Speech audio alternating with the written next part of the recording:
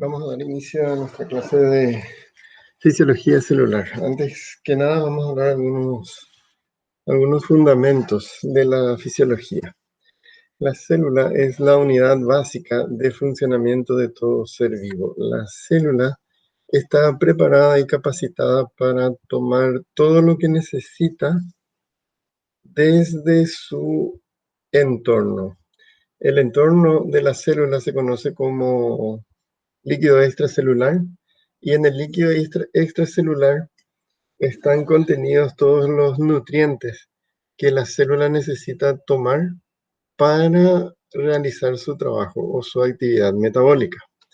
La captación de esos nutrientes se realizan de manera sencilla, como en el caso del oxígeno por difusión simple, así como también el agua que atraviesa a través de unos canales proteicos. Tanto el agua como el oxígeno son considerados como los alimentos básicos indispensables para toda célula. Y a partir de ahí, todos los otros nutrientes se captan a través de sistemas de transportes específicos para cada sustancia. Y también la célula está preparada para absorber a través de un fenómeno llamado endocitosis, moléculas que normalmente no suelen usar, pero en ocasiones lo hacen, lo digieren y absorbe las moléculas que le van a ser útil, y el resto lo elimina por un fenómeno conocido como exocitosis. La actividad metabólica celular genera calor, y ese calor se puede intercambiar con el medio. Las células también están preparadas para recibir una señal externa, generalmente es a través de los sistemas hormonales o a través de neurotransmisores, o también a través de señales eléctricas. Y estas señales implican una actividad celular, Las células también tienen la capacidad de movilizarse. Algunas se movilizan mucho y otros se movilizan menos, ¿verdad? Otros se movilizan menos. En la clase de hoy, hacia el final, vamos a ver algunos ejemplos de movilidad, ¿sí? Estas células, si bien es la unidad fundamental de todo ser vivo, de por sí no puede hacer todo el trabajo que se necesita para mantener vivo a organismos superiores como nosotros los hombres. Entonces, estas células lo que hacen es organizarse por grupos, y a ese grupo de células se le denomina tejidos, y al grupo de tejidos se le denomina órgano. Y cada órgano tiene una función específica dentro de un individuo con la finalidad de preservar la vida de ese organismo, ¿sí? Así se tiene, por ejemplo, el sistema nervioso central, cuyo principal órgano es el cerebro, el sistema respiratorio, cuyo principal órgano son los pulmones, el sistema cardiovascular, que es corazón y la vasculatura, el sistema tracto gastrointestinal, después está el riñón, la piel, ¿sí? Son distintos órganos que constituye el ser vivo. ¿Y cómo funcionan? Todos realizan sus funciones de acuerdo a la regulación que les ordena o les imprime el sistema nervioso central. ¿Y cómo el sistema nervioso central sabe qué órdenes dar? Primeramente, el sistema nervioso central lo que hace es una integración de toda la información que recibe, ¿sí? Porque está preparado para interpretar señales internas y señales externas. Y eso integra y ve qué es lo más conveniente para el organismo. Y entonces baja órdenes a través de la vía hormonal o directamente a través de sus neurotransmisores. Y le dice a cada una de sus células qué es lo que tiene que hacer, ¿sí? ¿Qué es lo que tiene que hacer? Por ejemplo, un ejemplo de señal interna se da desde el estómago, ¿sí? Esto es hígado, desde el estómago. Si nosotros llevamos mucho tiempo sin comer, el estómago libera una hormona llamada grelina. Y la grelina va directamente hasta el sistema nervioso central y les dice, bueno, mira, la última comida fue hace 12 horas. Entonces el sistema nervioso central manda a través de neurotransmisores, acetilcolina, una señal para que haya una contracción violenta del estómago, ¿sí? Esa contracción violenta es cuando mi estómago hace ruido, ¿verdad? O sabemos que se retuerce mi estómago, ¿verdad? Entonces esa es una señal que me está diciendo a mí que tengo que buscar comida, ¿sí? Que tengo que buscar comida. Una señal externa, por ejemplo, es el cambio de temperatura, el frío, ¿verdad? Que se siente por la piel, se informa al sistema nervioso y el sistema nervioso, ¿qué es lo que te dice? Te da una orden para buscar abrigo, ¿verdad? O buscar refugio, ¿sí? El pulmón, su principal función es absorber oxígeno e intercambiar por CO2. Recién dijimos que el oxígeno es nuestro nutriente básico, no nos tiene que faltar, ¿verdad? El tracto gastrointestinal se especializa en digerir alimentos y absorber nutrientes y disponibilizar al organismo esos nutrientes, mientras que el riñón, por ejemplo, se encarga de la excreción del exceso de agua, sales, ácidos o cualquier otra sustancia que tenemos en exceso y que sea hidrosoluble. Así cada uno, la piel es una barrera, ¿sí? Nos permite intercambiar calor, nos permite ejercer funciones de tacto, ¿sí? Y cada uno cumple su función y la sumatoria de esas funciones hacen de que la vida de un ser superior esté preservado, ¿sí? Esté preservado, correcto. Las funciones de integración dentro de un individuo se dan gracias a que hay fenómenos de transporte que son a distancia por convección, aprovechando que cada, cada milímetro cuadrado de nuestro organismo es irrigado por la sangre. Entonces, la sangre es un buen medio para hacer transporte.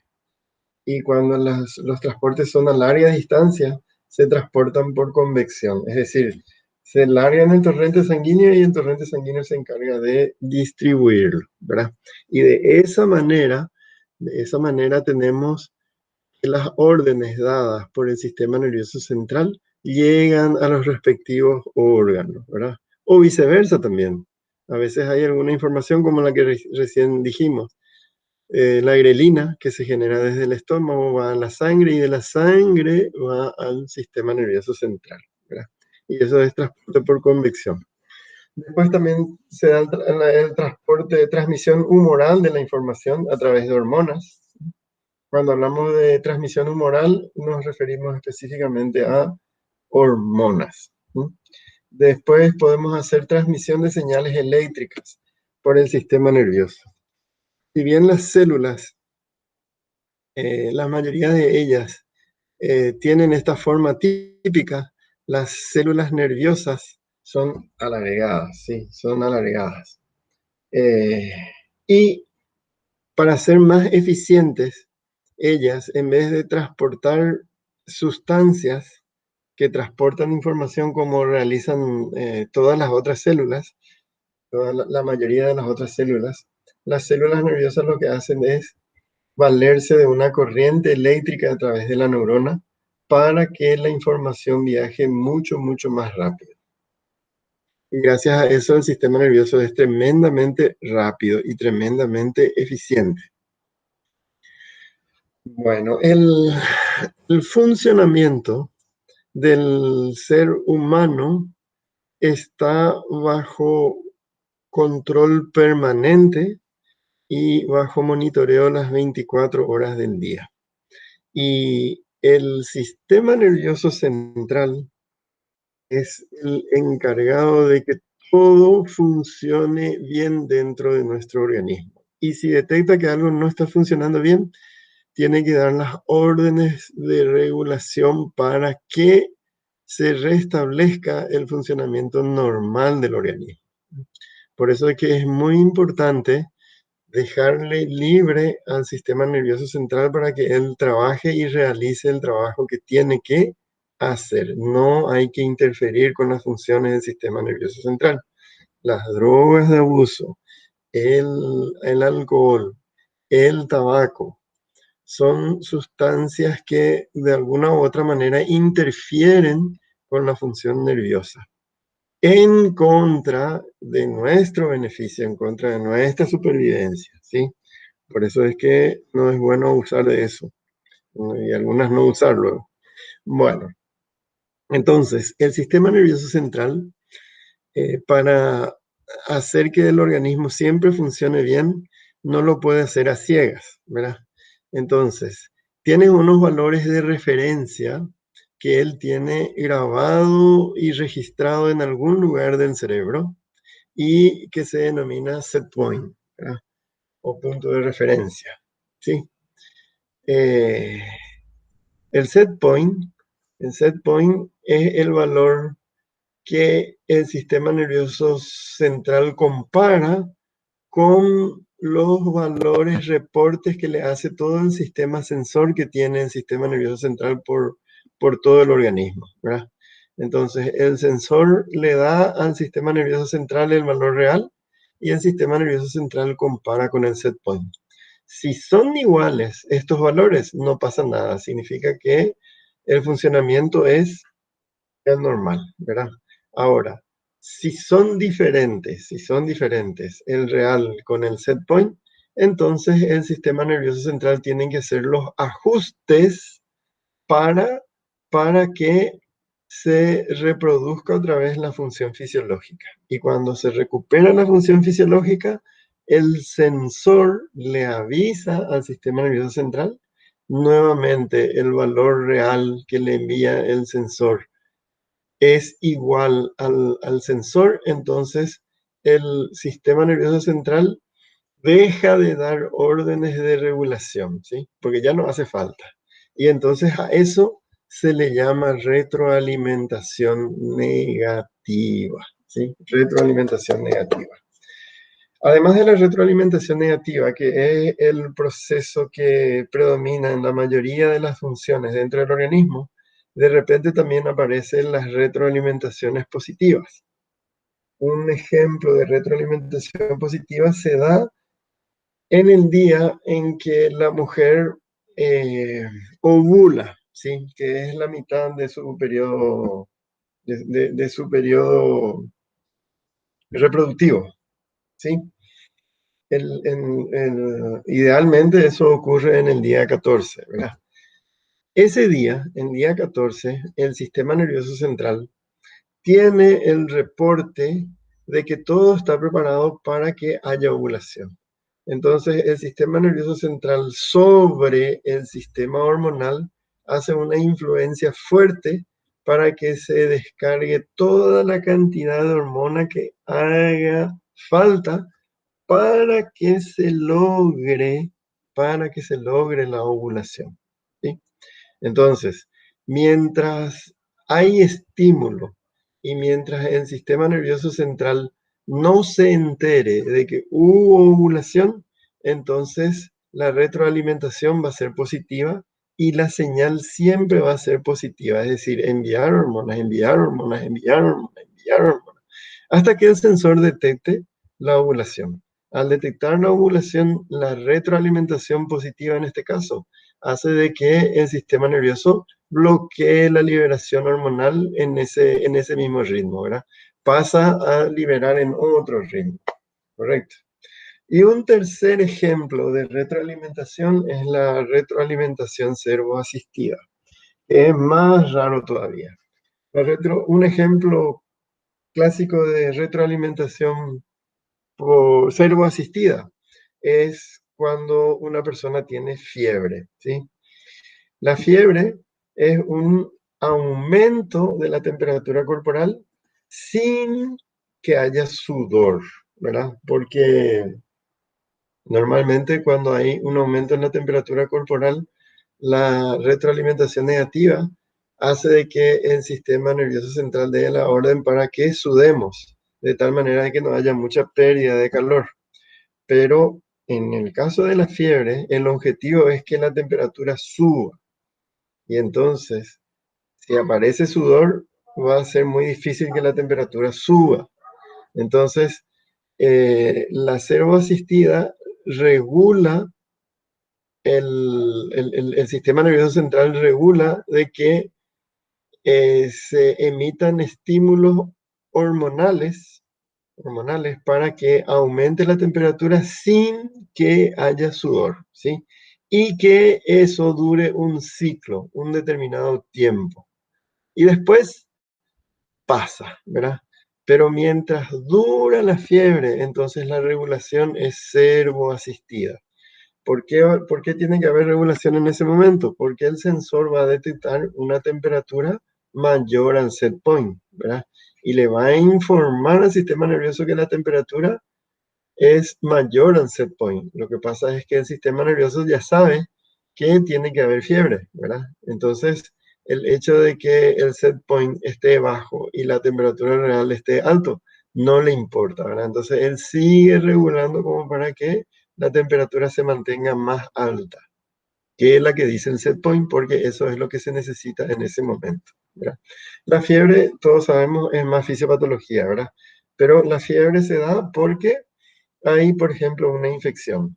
Y cuando la temperatura corporal es alta, entonces la replicación viral o la replicación bacteriana se ve dificultada y es un beneficio. Acá vemos un ejemplo sencillo de retroalimentación negativa que, que es sobre el control de la presión arterial. Entonces, hay un set point que dice cuál es la presión arterial normal de esa persona, ¿verdad? Pónganle que sea 120/80. Y acá tenemos el corazón y la vasculatura, que son los principales componentes anatómicos que regulan la presión arterial, ¿sí? Cuanto mayor es la pulsación del corazón y menor es el calibre de las venas, mayor va a ser la presión arterial y viceversa. Y viceversa. Entonces, a la salida del corazón, acá está la aorta, el arco aórtico, ¿sí? Y en el arco aórtico, que acá está aumentado, tenemos un presosensor, un sensor de presión. Y también un poco más allá de arriba, en la yugular, tenemos otro presosensor. Estos son fundamentales porque estos me dicen la presión con que la sangre sale desde el corazón y este me está diciendo la presión con que la sangre está subiendo al cerebro. El cerebro no se puede quedar ni un segundo sin aporte de sangre, ¿verdad? Sin aporte de sangre. Eh, Eso envía la información al cerebro y si la información registrada por el sensor coincide con el set point, entonces el sistema nervioso central está bien, no hace nada, no da ningún tipo de señales. ¿Por qué? Porque todo está bien. Ahora, si es diferente, entonces si está por encima, las órdenes que dan es para que la presión baje, ¿verdad? ¿Cómo puede bajar? Vasodilatación, disminuyendo latidos cardíacos, ¿sí? O si la presión era alta, al revés, ¿verdad? Disminuyendo los latidos y contrayendo los vasos. Hasta que los sensores otra vez reporten un valor real parecido al set point. Y entonces ahí se bloquea y ahí aparece la retroalimentación negativa. Cuando insistentemente, cuando insistentemente el sistema, el controlador, ve que el valor real está siempre desplazado del set point, ¿sí? Está siempre desplazado del set point, por más de que él siempre realicen los ajustes correspondientes, ¿verdad? El sensor siempre después le reporta un valor diferente al del set point. Entonces el sistema nervioso central dice, bueno, Y yo tenía como set point para la presión 120/80, pero siempre el sistema, mi sensor me está reportando que es 140, 100, 140, 100, 140, 100, y yo bajo siempre a 120, 80, 120, 80, y no se corrige el sistema. Entonces yo, sistema nervioso central, voy a cambiar mi set point. En vez de ser 120, 80, voy a pasar a 140, 100. Y entonces a partir de ahí, todo el sistema se ajusta a ese nuevo set point. Y hay una prueba que los médicos hacen para ver cómo el paciente recupera su presión, su presión media, ¿verdad? Después de someterse a un descanso, ¿verdad? La técnica consiste en hacerle acostar al paciente y dejarle ahí relajado 15, 20 minutos, escuchando música, ¿verdad? Medio que si es que puede entrar en sueño, mejor todavía, ¿verdad? En ese momento, el sistema nervioso percibe de que hay intención de descanso del individuo, ¿verdad? Y fíjense que esa es una posición en donde los pies están al mismo nivel que el corazón. Y entonces esa información del sistema nervioso central, eh, eso y otras cosas, ¿verdad? El sistema nervioso central toma como que reposo, ¿verdad? Y como que va a haber reposo, entonces la presión de por sí tiene que caer, baja. No importa que el set point esté regulado más para arriba, eso tiene que bajar. Pero el sistema nervioso entiende que las otras señales le están diciendo de que el paciente quiere descansar, ¿verdad? Quiere descansar. Después de repente el médico entra y le dice a su paciente que se ponga de pie. Y ahí aparece un efecto fisiológico característico que es la hipotensión ortostática. Fíjense que la presión de mi paciente estaba 79, pónganle, ¿verdad? Y abruptamente baja a 65 en 5 segundos por ahí, ¿sí? Acá, de acá a acá hay 10 segundos y esto está más o menos por la mitad. En 5 segundos baja a 65. Pero en, en 10, 20, en 20 segundos prácticamente se recupera, ¿sí? Se recupera. Entonces, este es un paciente fisiológico que tiene su sistema de control muy bien afinado, ¿sí? Muy bien afinado. Desde que el médico le dijo, levántate, hasta hasta estabilizarse otra vez la presión, que pasaron 30 segundos. Entonces actuó este sistema. Actuó este sistema. ¿Y qué es lo que hizo este sistema? En los primeros 5 segundos lo que detectó fue que la presión cayó, ¿verdad? Y en los siguientes 25 segundos lo que hizo fue dar estímulos para que la presión suba, ¿sí? La presión suba. Entonces, mediante este ejercicio, el médico puede detectar de manera temprana cuál es la situación interna de ese paciente, ¿no? Acá vemos un paciente que de por sí lo ya tiene una presión un poco alta, ¿verdad? Y le lleva más tiempo caer. A este le lleva 5 segundos, a este le lleva casi 10 segundos. Y después cuando recupera, no recupera todo, ¿verdad? No mantiene el mismo nivel que acá, ¿sí? Acá ya hay algo que se está comenzando a descomponer, ¿verdad? O si no, este paciente que baja rápido, ¿verdad? Como en este caso, pero después se muestra inestable por un momento hasta que después se estabiliza. Se estabiliza. Y acá tenemos un paciente que está totalmente ya inestable, ¿sí? Este ya es un enfermo. Se para, se cae su presión, ¿verdad? Pero después hay subida, bajada, subida, bajada, subida, bajada. La retroalimentación negativa acá no le funciona muy bien, ¿sí? La fisiología celular. Ahora nos vamos a enfocar ya directamente en las células. Es la unidad más pequeña de los seres vivos y ella puede realizar las funciones fundamentales del organismo, que son metabolismo, que es netamente el trabajo celular, el crecimiento, cosa que ya se ve como efecto de la sumatoria de trabajo de las células, el movimiento, la multiplicación o procreación, ¿sí? Y la transmisión de la herencia. Los genes se pueden transmitir en forma de herencia, ¿verdad? En forma de código genético. Eh, Típicamente, cuando alguien nos dice célula, en la cabeza nos viene esta imagen, ¿verdad? Porque esta es la imagen que mejor representa una célula. Acá vemos todos los elementos de la célula. Vemos la membrana plasmática, eso ya nos está diciendo de que estamos hablando de una célula animal. Vemos su componente principal, que es el núcleo.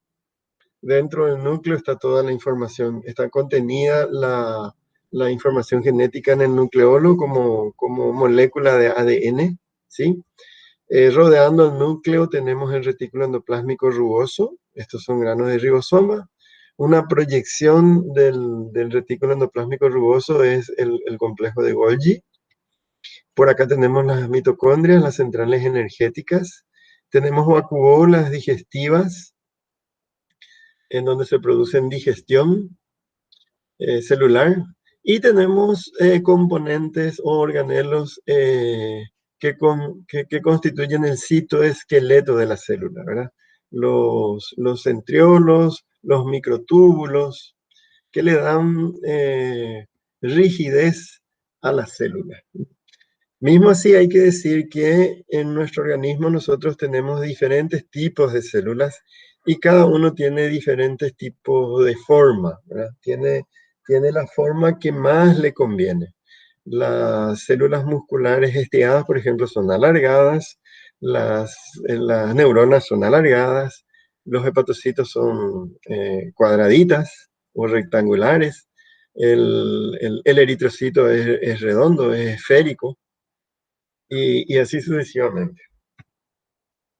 En el núcleo está la cariolinfa, el nucleolo y lo más importante, la cromatina. La cromatina está formada por el ácido desoxirribonucleico, que contienen cromosomas. El hombre, cuando nosotros decimos hombre, estamos haciendo siempre eso, ¿verdad? Estamos haciendo referencia a los dos géneros, al masculino y al femenino, ¿verdad? Y en el hombre hay en total 46 cromosomas, ¿sí? 46 cromosomas. Esos 46 cromosomas vienen de la conjunción de 23 cromosomas que me dio mi padre y 23 cromosomas que me dio mi madre, ¿sí? Que me dio mi madre. Entonces, eh, 20 23 de los 23, 22 son autosomas, es decir, que son cromosomas que están definiendo eh, funciones establecidas, órganos, la constitución de órganos, el trabajo que va a hacer ese órgano, qué proteína va a sintetizar, cómo va a trabajar y todas esas historias, ¿verdad? Y uno es el que define el carácter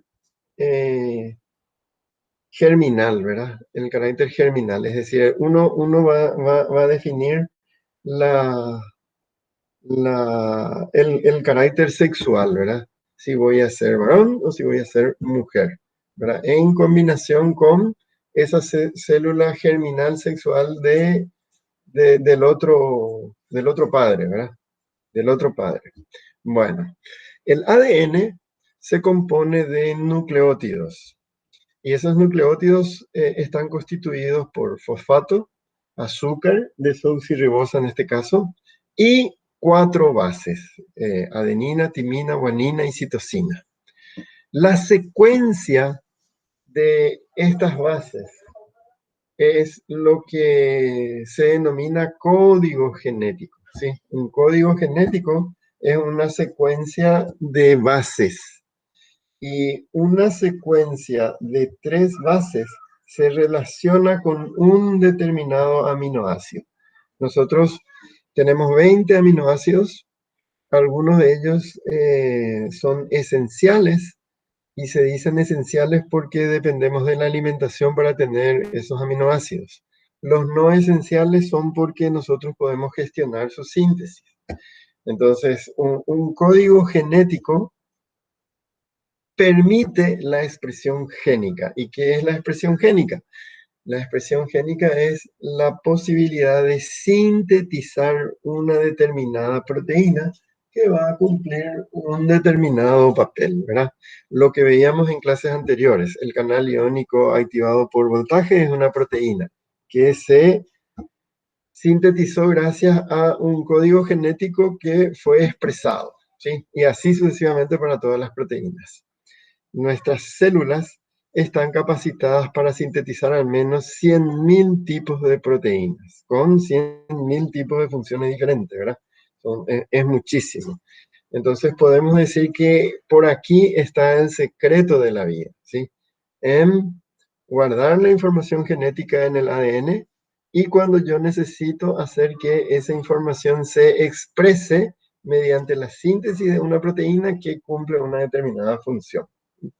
Las dos hebras de ADN son imagen especular y eso permite replicación. Cuando yo alzo mi mano derecha frente al espejo, veo proyectado mi mano izquierda. Y eso también es en el ADN. El ADN es como una escalera que está doblada en forma de helicoide, ¿verdad? Y si yo corto los peldaños de la escalera, me queda la mitad de la escalera para un lado y la mitad de la escalera para el otro lado. Y cada mitad tiene la capacidad de autogenerar la otra mitad que le falta. Por lo tanto, por lo tanto, cada vez que yo voy a replicar un ADN, muy probablemente la copia sea exactamente al original, porque 50% de la copia es original, el otro 50% es copia, ¿verdad? Entonces, ese es un sistema muy interesante. Cuando se hace la replicación del ADN, el proceso dura como 36 horas. ¿Y qué es lo que más tiempo dura dentro de ese proceso? La verificación de que la réplica sea idéntica o sea fiel al original. Si no es idéntica, entonces se aborta la copia del ADN y se recurre a otro material genético y a partir de ahí se hace una nueva replicación. Y acá está la parte central de lo que es la biología, ¿verdad? El ADN, el ADN, cuando se copia, se denomina replicación, ¿sí? Cuando se copia, se denomina replicación. ¿Y cómo se copia? Como ya dijimos, se corta por la mitad y una mitad genera la otra mitad, la que le está faltando. Y ahí tenemos una copia y esa copia tiene que ser idéntica al original. Cuando hay una orden de expresión génica a través de hormonas, por ejemplo, la hormona tiroidea tiene la capacidad de entrar dentro de las células, irse hasta el ADN y permitir que se exprese una determinada información genética, ¿verdad? En el ADN tenemos un montón de información genética, muchísimo, ¿sí? Y la hormona tiroidea sabe específicamente qué información genética tiene que expresar de esas células, suponiendo que sea un adipocito. La hormona tiroidea permite la expresión de un receptor llamado beta 3. Bueno, entonces, esa hormona se posa sobre el ADN y permite que haya una transcripción de esa información genética en forma de ácido ribonucleico, ¿verdad? La, la, el ácido ribonucleico es un ADN, ¿verdad? Pero expresado en una longitud que solamente expresa la información que a mí me interesa. Si el ADN tiene 1 kilómetro de largo, por así decir, y sin exagerar, el ADN tiene solamente, el ARN tiene solamente 10 centímetros, porque en esos 10 centímetros está la información que yo necesito. En el caso que yo le estaba diciendo de la hormona tiroidea, acá viene la expresión para la síntesis de un receptor que se denomina beta 3. Beta 3. Bueno, el proceso que implica la copia de la información genética que a mí me interesa expresar, que es solamente para el receptor beta 3 en el caso de nuestro ejemplo, se denomina transcripción, ¿sí? Y una vez que tengo el ARN, entonces puedo dar la orden para que haya la síntesis de proteínas, ¿sí? Y cuando a partir del ARN, que es la orden para sintetizar, se sintetizan propiamente las proteínas, entonces a ese proceso se le denomina traducción, ¿sí? Traducción. Bueno, entonces, en el ser humano se dan estos tres pasos. La replicación del ADN, cuando a mí me interesa copiar el material genético intacto tal cual, ¿sí? Kilométrico, kilométrico, pero copio. O cuando yo quiero copiar solamente una parte para que se exprese como síntesis de proteína, entonces eso significa que yo voy a copiar en un RNA y ese proceso se denomina transcripción. Y el RNA, cuando se convierte en síntesis de proteína, el proceso se denomina traducción, ¿sí? Organismos inferiores a nosotros tienen otras capacidades que nosotros no tenemos. Por ejemplo, ellos pueden replicar su RNA. O desde el RNA pueden llegar al ADN a través de una enzima que se llama transcriptasa reversa, ¿sí? Estos procesos se dan en microorganismos porque el ADN microbiano es muy sencillo, es un redondo, así como un anillo, ¿verdad? Y se denomina plásmido.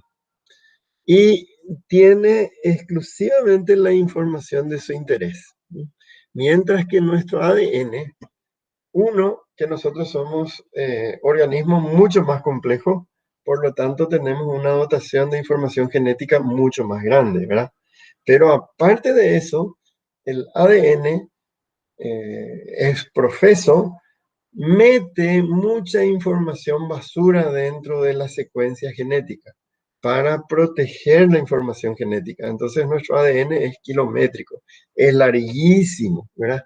Y entonces eso hace de que nosotros no podamos hacer estos pasos que ellos pueden. Inclusive, inclusive hay un organismo que desde una proteína, un prión, puede ir desde acá hasta el ADN, ¿sí? Esa, esa proteína causa una enfermedad en humanos y en animales. En animales se llama enfermedad de las vacas locas, ¿verdad? Y es porque los alimentos tienen una proteína que en su proceso no fue neutralizada y la proteína cuando llega al animal es activo y puede manifestarse desde proteína y subir para arriba, ¿verdad? Muy bien. La transcripción, la transcripción es cuando desde afuera viene una orden para que se exprese la información genética que codifica la síntesis de una determinada proteína, ¿sí?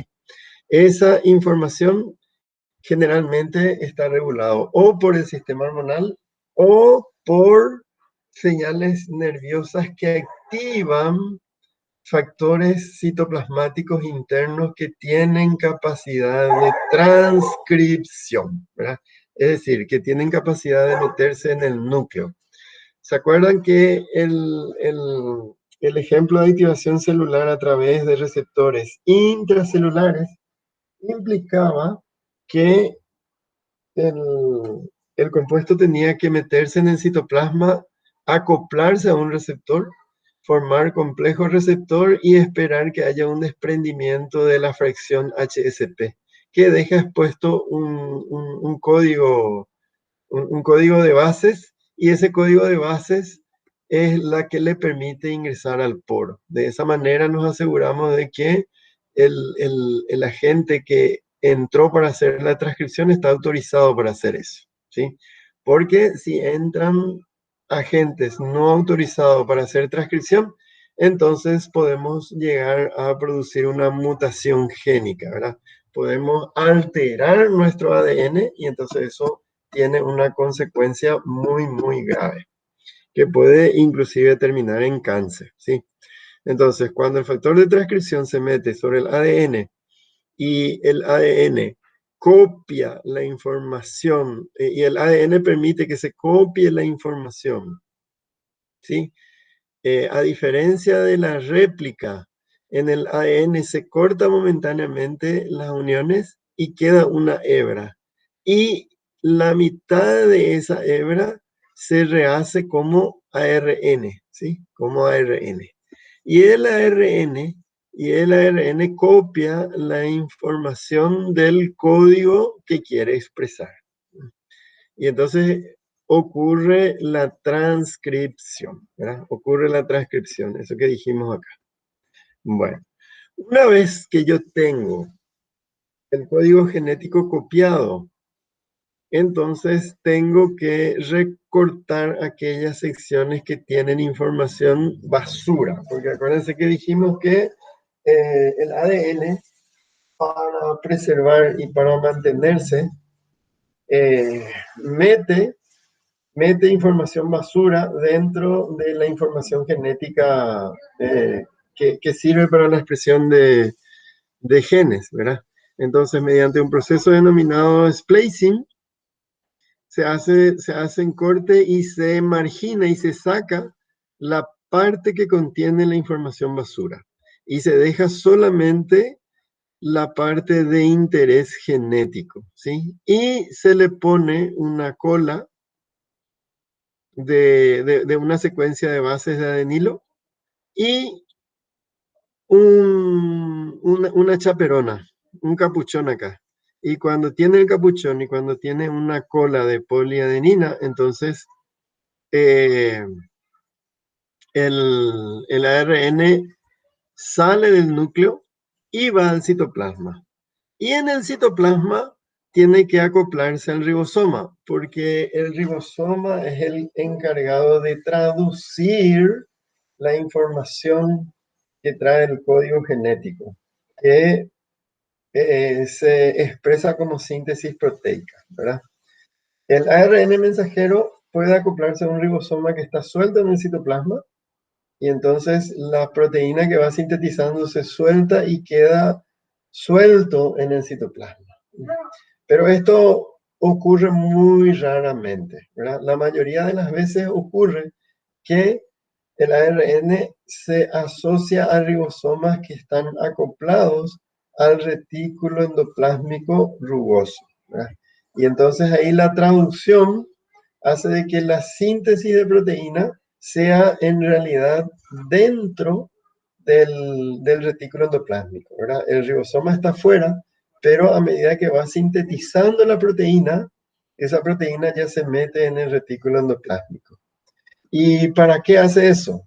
Porque el retículo endoplásmico le tiene que dar la forma apropiada a esa proteína. Las proteínas, el funcionamiento de las proteínas depende mucho de sus plegamientos, ¿sí?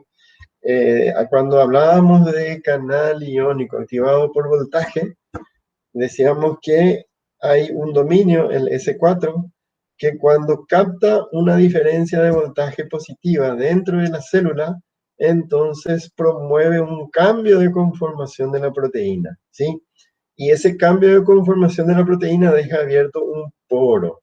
Bueno, ese cambio de conformación de la proteína, dejando el poro abierto o dejando el poro cerrado, es gracias a que tiene el plegamiento correcto, ¿verdad? Y ese plegamiento se hizo en el retículo endoplásmico. Bueno, acá nosotros vemos el ADN que tiene la información genética, ¿verdad? Tiene información fidedigna mezclada con basura. Estas porciones de amarillo son información basura. Y la secuencia que a mí me interesa es una secuencia que va desde el código 1 hasta el 67. Entonces, al hacer la transcripción, yo copio el ADN en ARN, ¿sí? En ARN, pero copio tal cual. Copio desde el 1 al 67, pero con toda la información basura. La información basura se denomina introm, ¿sí? Y la información genética fidedigna se denomina exom. Exom, ¿verdad? El, el, el sentido de la lectura es desde 3' a 5', ¿verdad? Eh, cuando yo copio desde el ADN, el ARN por transcripción, entonces tengo el ARN primario, ¿sí? Este es el ARN primario. El ARN primario, acuérdense, tiene información fidedigna mezclada con información basura, ¿verdad? Es decir, exón con intron. Y por el proceso de recortado, splicing, yo saco los intrones y dejo solamente la información fidedigna. Y le agrego en la cola 3', en el extremo 3', le coloco la la cola de poliadenina, ¿sí? Y acá coloco el capuchón. Y este es el ARN mensajero, ¿sí? Y el ARN mensajero con estas características, adenina, esto es, adenina. El ARN mensajero con estas características puede salir del núcleo a través de los poros nucleares, ¿sí? Si no tiene estas características, no sale del núcleo. Fíjense que el ARN tiene solamente información genética de interés que van desde el 1 al 67, como era mi interés, ¿verdad? Y esto se traduce también de la siguiente manera, que el ADN es una secuencia de bases, ¿verdad? Timina, adenina, adenina, adenina, adenina, timina, guanina, citosina, timina, citosina, timina, citosina. Si yo tomo estas tres bases, ¿sí? De 5', tomo estas tres bases de citosina, timina y citosina, esto me está dando un código genético denominado codogem, ¿sí? Este codogem es leído por el ARN mensajero, ¿verdad? Y la citosina, la citosina al replicar, al transcribir ADN a ARN, se sustituye por guanina, ¿verdad? Citosina por guanina, porque ese es su equivalente, ¿verdad? Y la timina por adenina y la citosina por guanina. Entonces, este codogem se asocia con este codón, ¿sí? Se asocia con este codón que es del otro extremo, del extremo 3', ¿sí? Y el codón es leído por el ribosoma, ¿sí? Y es por cada codón que se lee, se asocia un RNA transportador, ¿sí? Y el codón, guanina, adenina, guanina, recluta al anticodón del ARN transportador para glutamato, ¿sí? Para glutamato, que, que al leer guanina con citosina, adenina con uracilo, el uracilo, el uracilo es el equivalente a timina en RNA, ¿sí? Guanina y citosina. Entonces constituye el anticodón. Y el anticodón asocia este código genético con este aminoácido. Entonces, de acá también vemos que hay dos tipos de RNA, de ácido ribonucleico. El mensajero, que por transcripción trae la información directamente desde el ADN, y aquellos que son ARN transportadores, ¿verdad? Cada, cada aminoácido tiene su propio transportador, ¿verdad? Entonces, habiendo 20 aminoácidos, hay 20 tipos de ARN transportador, ¿sí? Y cada ARN transportador se caracteriza por su anticodón, por su anticodón. Bueno,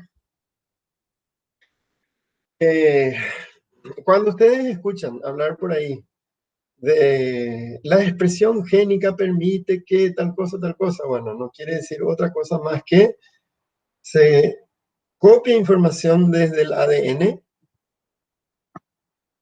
se copia información desde el ADN, se transcribe en ARN y se traduce en la síntesis de una determinada proteína que tiene una determinada función, ¿verdad? Nosotros ya hablamos de una proteína llamada adenilciclasa, ¿verdad? Es una enzima. ¿Qué hace la adenilciclasa? Y desfosforila adenosin-trifosfato 2 veces para convertirlo en adenosin monofosfato cíclico, ¿verdad? El, el adenilciclasa es una proteína y se expresa a través de este sistema. En algún momento dado, el ADN va a dar la orden para que se transcriba en ARN mensajero la expresión génica para sintetizar adenilciclasa, ¿correcto? Entonces, la síntesis proteica es un evento que permanentemente ocurre dentro de las células porque cada cuestión metabólica que realice la célula es dependiente de proteínas. Para cada cosa que nosotros necesitamos, necesitamos proteína. Proteína. Entonces, eventualmente, en las células se sintetizan también lípidos y carbohidratos, pero principalmente, las células son grandes fábricas de proteínas, ¿sí? Y la síntesis proteica comienza primero con la orden de transcripción, desde el ADN al ARN mensajero, como ya dijimos, y se continúa con la traducción, que es la síntesis de proteína en sí. Pero ahí no termina. En el retículo endoplásmico se le da las formas características de plegamiento. A veces las proteínas vienen con plegamiento fallado y entonces no son activas, no son activas. Eh, Hay una enfermedad que se llama fibrosis quística, en donde la síntesis de una proteína canal para cloruro es fallida. Un aminoácido de toda la secuencia, un aminoácido entra mal o no entra, y entonces ese canal de cloruro ya no funciona y genera la enfermedad, ¿verdad? Y se cree que eso se produce por la alteración y la descoordinación que hay entre el ribosoma que lee y el empaquetado que va haciendo acá el retículo endoplásmico. Bueno, en el retículo endoplásmico también se sintetizan lípidos y estas proteínas pueden estar insertos en vesículas rodeadas de membranas lipídicas, de la misma naturaleza que la membrana plasmática. Y una vez que esa proteína está empaquetada en una vesícula, es direccionada hacia el complejo de Golgi. Y Golgi tiene su lado cis, su lado central y su lado trans, y lo que hace es completar el proceso de empaquetamiento de esas proteínas. ¿Y en qué consiste? Primero, en que el Golgi tiene capacidad de síntesis de carbohidratos, ¿sí? Y puede, puede modificar tanto la proteína o los lípidos que le vinieron desde el retículo endoplásmico, mediante la glucosilación, ¿verdad? Pueden hacer glucosilación de proteínas y pueden hacer glucosilación de lípidos. Esta también es una diferencia muy importante entre las células de seres superiores y de microorganismos. Generalmente los microorganismos no tienen capacidad para glucosidar proteínas, ¿sí? Bueno, y esa proteína tiene un destino de tres posibles, o cuatro, porque tenemos que considerar que el primer destino es aquel en donde el ribosoma está suelto en el citoplasma, la síntesis de proteína se hace y se suelta directamente en el citoplasma. Esta proteína tiene que ser una proteína bastante sencilla porque acuérdense que en el retículo endoplásmico se trabaja mucho sobre el plegamiento de esas proteínas, ¿verdad? Y sin embargo acá eso no hay, ¿sí? Entonces, ese es el primer destino posible de la proteína, ¿verdad? Que sea una proteína citosólica. Para eso tiene que ser sintetizado en un ribosoma que está suelto en el citoplasma, ¿verdad? Y las otras tres posibilidades se dan en aquellas proteínas que pasan por el retículo endoplásmico rugoso, retículo endoplásmico liso y por el complejo de Golgi, ¿verdad? Una primera posibilidad es que esa vesícula contenga una proteína que por estímulo externo haga exocitosis de esa proteína y esa proteína viaja y se utiliza en otras células. No utiliza esta célula, utilizan otros, ¿verdad? Hay una hormona de origen proteico, la insulina, que es sintetizada en el páncreas y la insulina tiene efecto en hígado y músculo liso principalmente. ¿Verdad? Tiene también efecto en otros órganos, ¿verdad? Pero no tiene efecto en el páncreas, de donde se produce, ¿verdad? La otra posibilidad es que esa proteína quede como una proteína constitutiva de la membrana celular de esa célula, ¿verdad? Como en el caso, por ejemplo, de todas esas proteínas que vimos anteriormente, canales iónicos activados por voltaje, canales iónicos activados por ligando, receptores acoplados a proteína G, receptores de tirosincinasa, ¿sí? Todas ellas vienen por este mecanismo y se quedan acá, ¿sí? O la tercera posibilidad es que sea una proteína para un uso dentro de una vesícula interna de la célula, ¿verdad? O un lisosoma o un peroxisoma. En ese caso, en ese caso, en el complejo de Golgi, esa proteína va a llevar un sello de manosa, un carbohidrato, ¿verdad? Ese sello de manosa impide o le marca a esa proteína y esa proteína no puede salir fuera de la célula. Es para uso dentro de la célula, para hacer la digestión, ¿correcto? Bueno, acá vemos la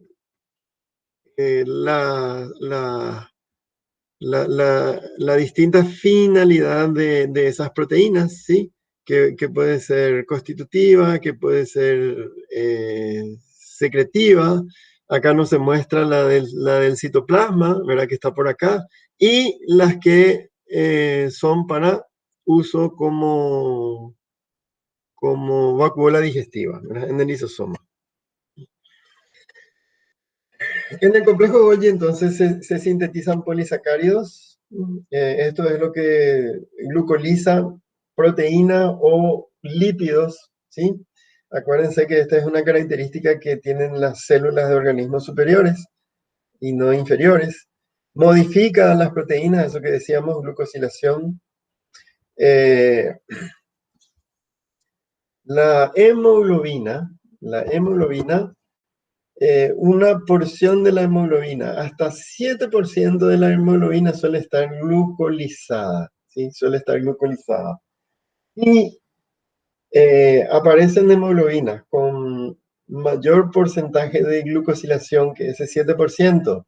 Eso implica que hay un desbalance en el metabolismo fisiológico de la glucosa.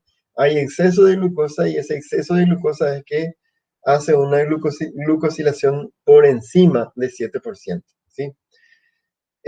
Fosforila el componente glucídico de glucoproteínas, empaqueta determinadas proteínas para su exportación en vesículas secretoras. Eso es para usar como lisosomas o como peroxisomas, o para su exocitosis exterior, o para usar como una proteína de membrana, ¿verdad? O para su uso interior en la célula, ¿verdad? Como una proteína citoplasmática. Los lisosomas son vesículas que adentro tienen proteínas. Y estas proteínas que son proteínas digestivas, son enzimas. Y por eso es que se ocupan de la limpieza intracelular de macromoléculas. Hay dos tipos de vesículas digestivas. Una de ellas son las lisosomas y el otro se denomina peroxisoma. ¿Por qué son diferentes? Ambas son iguales, ambas son vesículas y ambas tienen proteínas adentro para hacer digestión. Solamente que los lisosomas contienen hidrolasas que se activan cuando el pH se hace ácido. Por eso es que los lisosomas necesitan bomba de protones que meta desde el citoplasma protones y disminuya el pH. Bueno, estas hidrolasas se comportan como proteasas, lipasas, nucleasas, glicosidasas, fosfatasas. Y en la membrana tienen proteínas transportadoras y estas proteínas transportadoras están codificadas con el sello de manosa, manosa 6-fosfato. Los peroxisomas también son vacuolas digestivas o vesículas digestivas, mejor dicho, vacuolas es vegetal, vesículas digestivas que contienen enzimas que son catalasas, que se oxidan a través del peróxido de hidrógeno y esto sirven para limpiar de toxinas, alcohol, ácidos grasos y los aminoácidos que sean dextrógiros. Dentro de nuestro organismo, todos los aminoácidos que funcionan son los levógiros. Cuando como producto de de algún proceso metabólico se generen aminoácidos destrógiros, ellos se deben eliminar porque no son activos. Bueno, en la membrana celular tenemos la doble capa fosfolipídica, ¿sí? La cabeza fosfo siempre apunta al lado extracelular o al lado intracelular, que es acuoso, mientras que la cola lipídica apuntan unos contra otros en el centro, ¿verdad? Y eso hace de que la membrana plasmática sea impermeable, ¿verdad? Nada puede atravesar acá. Y hay que modificar eso porque la célula depende de lo que pueda, de nutrientes que pueda captar del medio extracelular. Y entonces una primera modificación que hacen, acá vemos la cabeza fosfo y la cabeza lipídica. Y fíjense que en la cabeza lipídica hay un doble enlace, lo que nos está diciendo que es una grasa insaturada, ¿sí? Pero en la membrana plasmática tenemos de tanto en tanto lo que se denomina como una cuña de colesterol, ¿sí? Una cuña de colesterol. Esto es colesterol, esto es colesterol. Y esa cuña de colesterol permite que las moléculas que sean liposolubles atraviesen fácilmente la membrana y lo atraviesan por proceso de difusión simple. Uno de los compuestos que atraviesa la membrana de esta manera es el oxígeno. El oxígeno es un gas y todos los gases tienen un carácter químico que les hacen liposolubles. Y esa naturaleza liposoluble le permite cruzar fácilmente y acceder fácilmente a todos los organelos de la célula, ¿verdad? El oxígeno, el destino final del oxígeno en la célula es mitocondria, ¿sí? Y de la misma manera, el CO2 sale libremente de las células, porque también es un gas y también es liposoluble y por difusión pasiva sale libremente de las células. Bueno, otra cosa es que los lípidos pueden estar glucolizados y eso ocurre en el complejo de Golgi, ¿sí? Acá vemos un lípido que en vez de tener una cabeza fosfo, tiene una unión glucosídica, ¿sí? Una unión glucosídica. Y a esto se le denominan glucolípidos, ¿sí? Glucolípidos. Y las proteínas pueden estar insertas en la membrana plasmática y lo pueden atravesar, como ya vimos varios ejemplos, el canal iónico activado por voltaje, el canal iónico activado por ligando, el receptor acoplado a la proteína G, todas ellas atraviesan la membrana. Acá vemos una proteína que funciona como canal y esta proteína también está glucolizada, ¿sí? Esta es una glucoproteína. La eritropoyetina es una glucoproteína, ¿sí?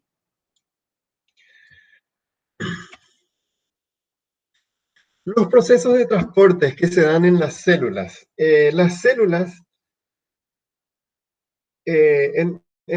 se producen muchos fenómenos de señalización. Y estos fenómenos de señalización no es otra cosa más que transporte de moléculas de un lugar a otro para que vaya regulando distintas cosas, ¿verdad? Distintas cosas. Esos procesos de transporte pueden ser hacia las células, a través de las células, en ese caso se denomina transcelular, o entre las células. El transporte intracelular, ¿sí? Se produce, por ejemplo, con la exportación del ARN mensajero desde el núcleo hacia el citoplasma, a través de los poros nucleares, ¿verdad? ¿Cómo era que se producía? ¿Qué condición tenía que tener? Que no haya información basura, que tenga un capuchón en el extremo 5', y en el extremo 3' tenga la policola de adenilo, ¿sí? O adenina. Y además también vimos que para entrar en el núcleo, el complejo hormona receptor tiene que desprenderse de su fracción HSP para dejar expuesto su código de secuencia de bases y así ingresar al núcleo, ¿verdad? Entonces, a través de esos mecanismos se atraviesan por los poros, por los poros nucleares, ¿sí? Eso se ve acá, ¿sí? A través de los poros nucleares se entra y a través de los poros nucleares se sale.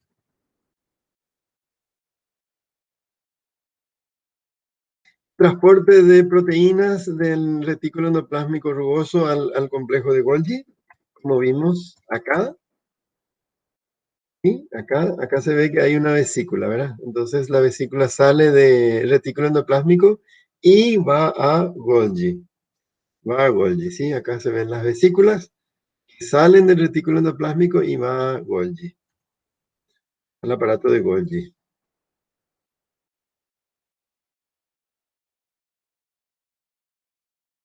Eh,